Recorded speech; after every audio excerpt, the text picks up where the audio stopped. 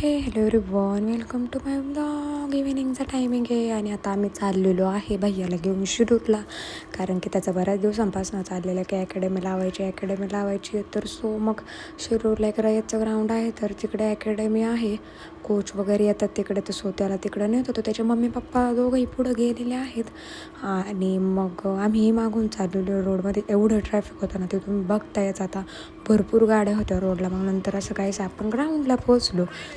खूप गर्दी होती, खूपशी मुलं होती आणि फर्स्ट डे होता त्याचं. ते फॉर्म वगैरे भरणं, फी वगैरे भरणं, या सगळ्या गोष्टी आल्याच.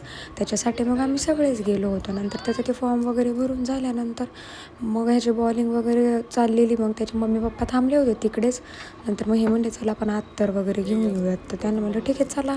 दुकान शोधायला जवळजवळ 10-15 मिनटं गेले. तर असं काहीच आपण अत्तर वगैरे घेतलं. नंतर मग मलाही ब्लाऊज वर्क करते मी, तर सो त्याला मला बॅक साईडला नेम टाकायचा आहे एक, तर त्याच्यासाठी नेट लागत होतं. तर ते नेट 1-2 दुकानं शोधलं, पण दुसऱ्या दुकानांनी काही भेटलं नाही.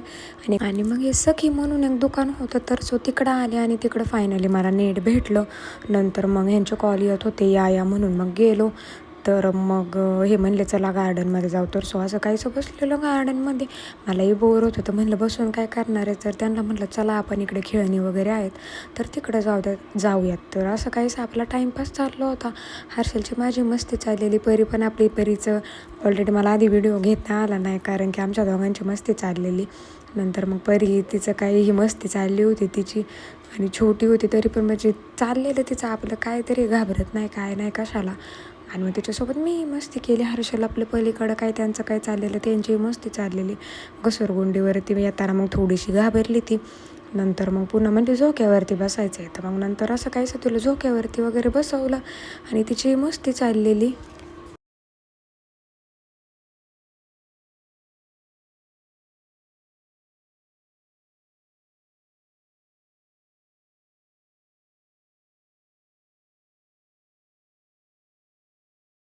नंतर मग ती म्हटली की नको उतरव आता, मला भीती वाटते, चक्कर येते, उतरव, मला नाही बसायचं. तर मग नंतर घाबरली थोडीफार.